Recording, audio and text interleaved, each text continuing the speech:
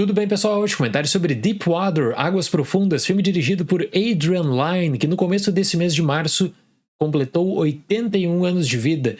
É muito legal ver um diretor com essa idade ainda trabalhando, ainda ativo, apesar do hiato de 20 anos do seu filme anterior, que foi Infidelidade. Às vezes, quando um diretor faz uma pausa de tanto tempo na sua carreira, ele decide buscar por novos conceitos, às vezes também novas ideias e uma nova proposta de cinema.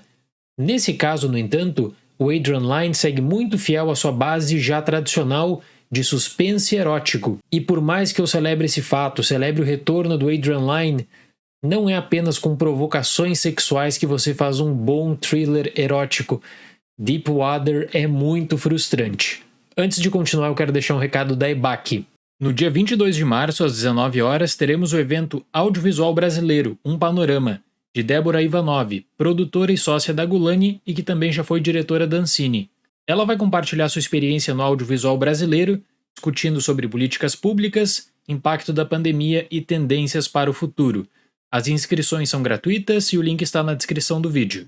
Voltando para Deepwater, pessoal, que baita decepção. Por isso que eu não fiquei surpreso quando eu notei que a Disney retirou o seu filme de consideração pros cinemas, que já tinha toda uma estratégia de distribuição nas salas de cinema, e acabou colocando no Hulu, nos Estados Unidos, e em outros países foi vendido para rival, para a Amazon. Inclusive, no momento que eu publico esse vídeo, o filme já está disponível no catálogo do Prime Video Brasil, por exemplo. Temos aqui uma adaptação do livro de 1957, escrito pela Patricia Highsmith, e infelizmente esse filme do Adrian Lyne tirou a minha vontade de procurar sobre essa obra, tirou a minha vontade de procurar sobre esse livro. Em um determinado momento, eu notei que não faria diferença. Eu notei que talvez eu poderia procurar por uma citação específica, como eu acabei fazendo, poderia procurar, quem sabe, pelo desfecho, mas a base em si, ela parece bem comprometida. Porque a impressão que eu tive do primeiro ao último minuto é que essa produção é aquela produção típica de um canal pequeno de televisão, só que tem o Ben Affleck, só que tem a Ana de Armas. Isso poderia trazer uma curiosidade do público também, os dois tiveram um relacionamento, como seria a química deles no cinema? O principal problema é que esse longa tem um número expressivo de decisões estúpidas que são tomadas, que nem adianta avançar muito sobre cada uma delas aqui nesse vídeo, porque o próprio diretor parece não ter confiança no seu produto, vide o final de Deepwater. Poderia falar, por exemplo, sempre quando você tem uma situação delicada, tem uma fuga também para a figura de uma criança, afinal de contas, estaríamos falando de uma família envolta nesse suspense todo. Se você me perguntar o que deu errado em Deepwater e eu vou argumentar que esse é um grande fiasco, eu te respondo na hora. O Adrian Lyne está acostumado com um tipo de desenvolvimento de história, desenvolvimento de narrativa, e aqui ele tenta adicionar questões muito mais por conta da adaptação, na minha leitura, que não é tradicional na sua carreira. Então ele acaba ficando completamente perdido entre Ben Affleck, Ana de Armas, situações familiares e esse grande mistério que, bom, é frustrante no mínimo. Porque veja, se o Adrian Lyne tivesse focado apenas na provocação, você teria um bom thriller erótico que já é comum na sua filmografia. Agora, quando ele busca consideração em um drama familiar, por exemplo, o filme vira uma grande bagunça. E eu direciono essa culpa também pro estúdio. Sem sombra de dúvidas, o estúdio é culpado por esse fiasco. Você tem um marketing falso, na verdade. Um filme com caras e bocas do Ben Affleck, com uma atuação escondida da Ana de Armas, na minha opinião.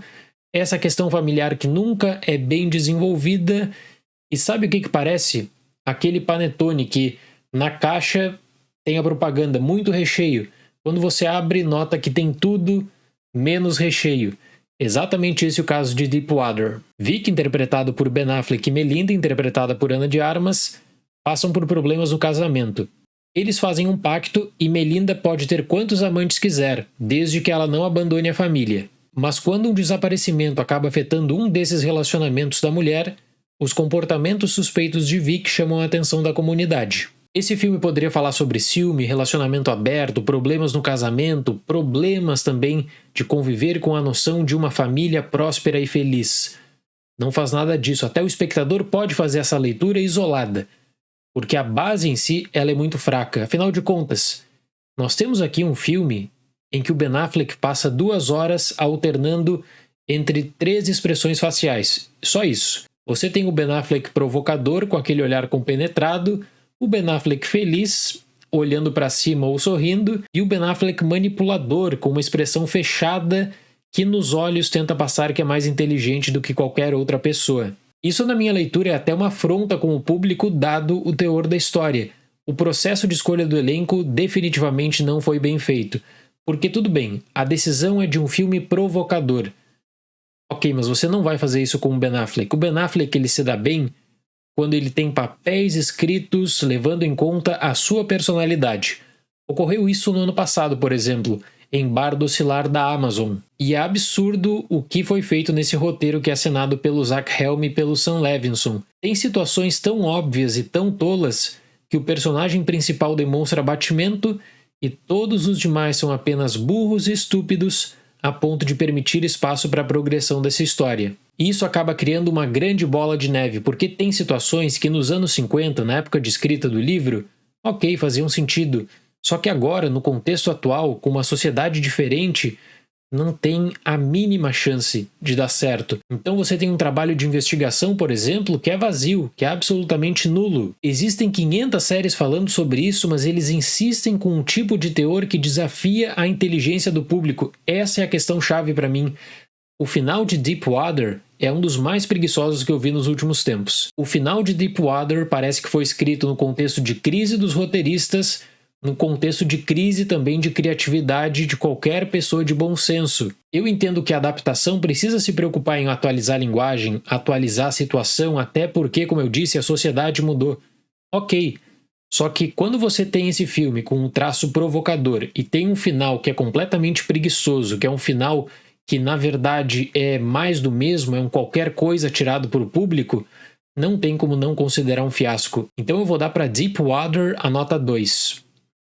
O filme, na verdade, não tem coragem de apresentar um final impactante em uma trama que busca ser impactante, que busca até te despertar algumas reflexões que, como eu disse, são vazias. Certo, pessoal? Muito obrigado pela atenção, até o próximo vídeo e tchau!